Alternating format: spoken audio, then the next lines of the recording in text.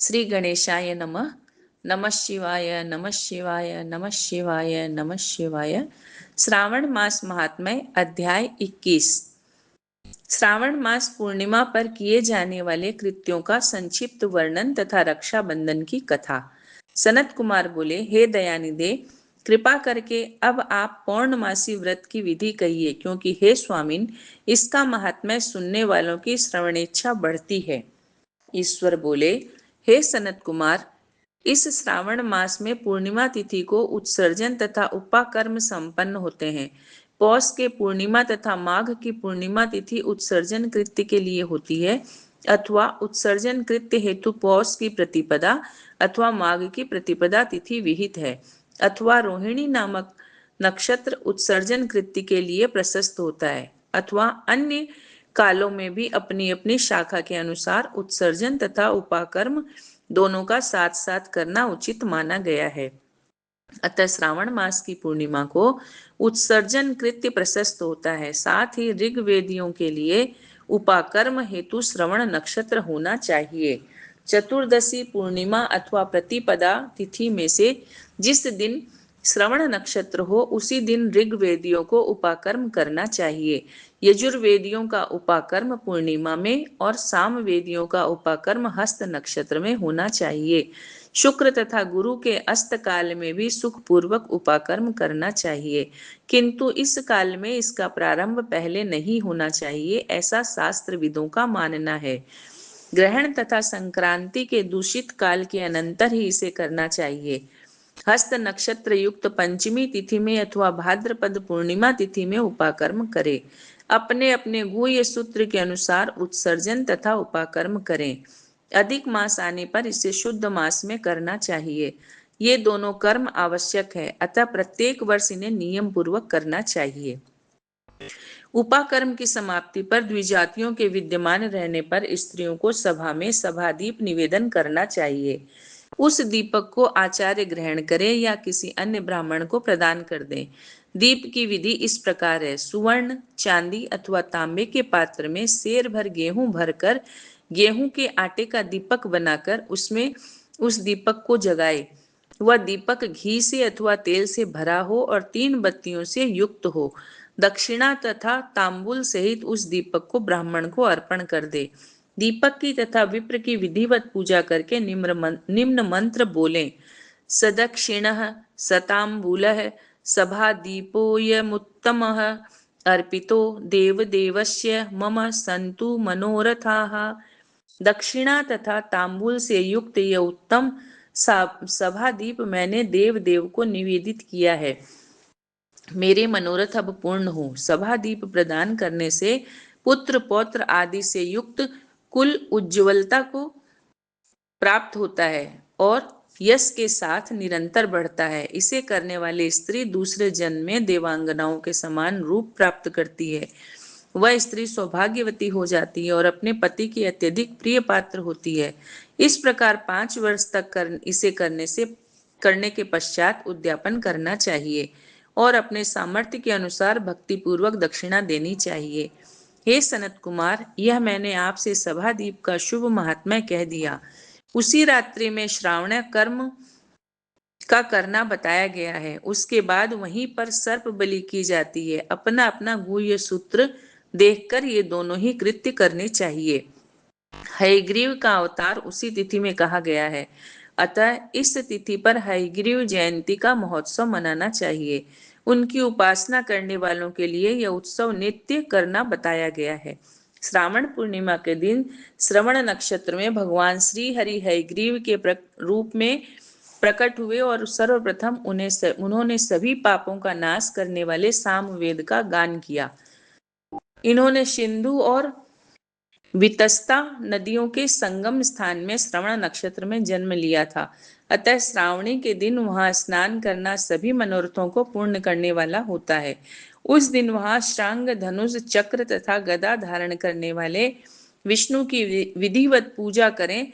इसके बाद शाम गान का श्रवण करें, ब्राह्मणों की हर प्रकार से पूजा करें और अपने बंधु बांधवों के साथ वहां क्रीड़ा करें तथा भोजन करें। स्त्रियों को चाहिए कि उत्तम पति प्राप्त करने के उद्देश्य से जल क्रीड़ा करें।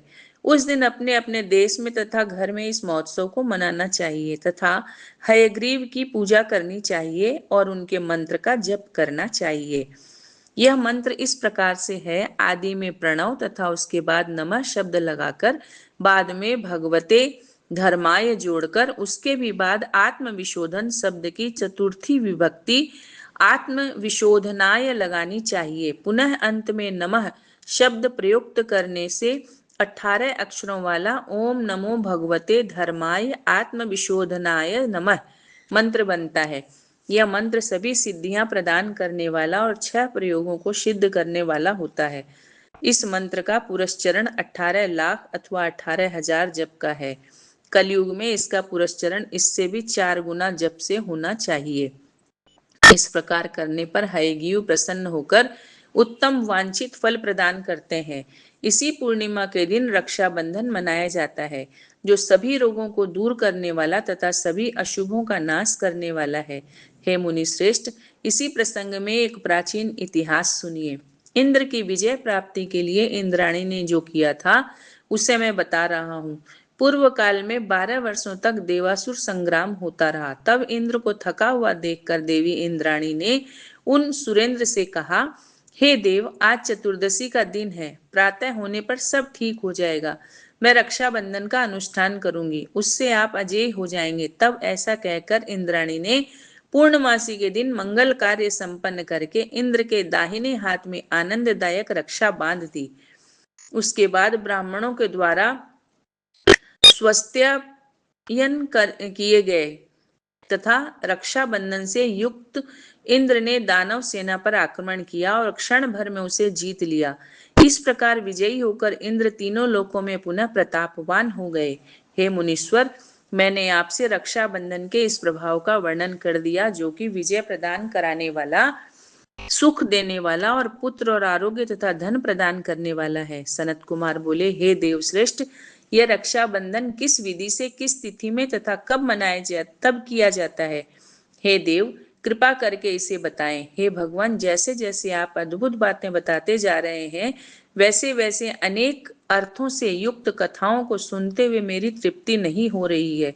ईश्वर बोले, बुद्धिमान मनुष्य को चाहिए कि श्रावण का महीना आने पर पूर्णिमा तिथि को सूर्योदय के समय श्रुति स्मृति के विधान से स्नान करे। इसके बाद संध्या जप आदि करके देवताओं, ऋषियों तथा पितरों का तर्पण करने के बाद सुवर्णमय पात्र में बनाई गई सुवर्ण सूत्रों से बंधी हुई, मुक्ता आदि से विभूषित, विचित्र तथा स्वच्छ रेशमी तंतुओं से निर्मित, विचित्र ग्रंथियों से सुशोभित, पद गुच्छों से अलंकृत और सरसप तथा अक्षतों से गर्भित एक अत्यंत मनोहर रक्षा अथवा राखी बनाए। इसके बाद कलश स्थापन करके उसके ऊपर पूर्ण पात्र रखे और पुनः उस रक्षा को स्थापित कर दे। उसके बाद रम्य आसन पर बैठकर सुहृदजनों के साथ वारांगनाओं के नृत्य गान आदि तथा क्रीड़ा मंगल कृत्य में संलग्न रहे। इसके बाद यह मंत्र पढ़कर पुरोहित रक्षा बंधन करे। येन बद्धो बलि राजा दानवेंद्रो महाबलय तेन त्वामनुबद्धनामि रक्षे मां चल। जिस बंधन से महान बल से संपन्न दानवों के पति राजा बलि बांधे गए थे, उसी से मैं आपको बांधता हूँ। हे रक्षे, चलायमान मत हो। ब्राह्मणों, क्षत्रियों, वैश्यों, शूद्रों तथा अन्य मनुष्यों को चाहिए कि यत्न पूर्वक ब्राह्मणों की पूजा करके रक्षा बंधन करे। जो इस विधि से रक्षा बंधन करता है वह सभी दोषों से रहित होकर वर्ष पर्यंत सुखी रहता है। विधान को जानने वाला जो मनुष्य शुद्ध श्रावण मास में इस रक्षा बंधन अनुष्ठान को करता है, वह पुत्रों, पौत्रों तथा सुहृदजनों के सहित एक वर्ष भर अत्यंत सुख से रहता है। उत्तम व्रत करने वालों को चाहिए कि भद्रा में रक्षा बंधन न करे, क्योंकि भद्रा में बांधी गई रक्षा विपरीत फल देने वाली होती है। इस प्रकार श्री स्कंद पुराण के अंतर्गत ईश्वर सनत कुमार संवाद में श्रावण मास महात्म्य में उपाकर्मोत्सर्जन, श्रवणाकर्म, सर्प बलि, सभादीप, हयग्रीव जयंती, रक्षा बंधन विधि नामक अध्याय संपूर्ण। नमः शिवाय, नमः शिवाय, नमः शिवाय, नमः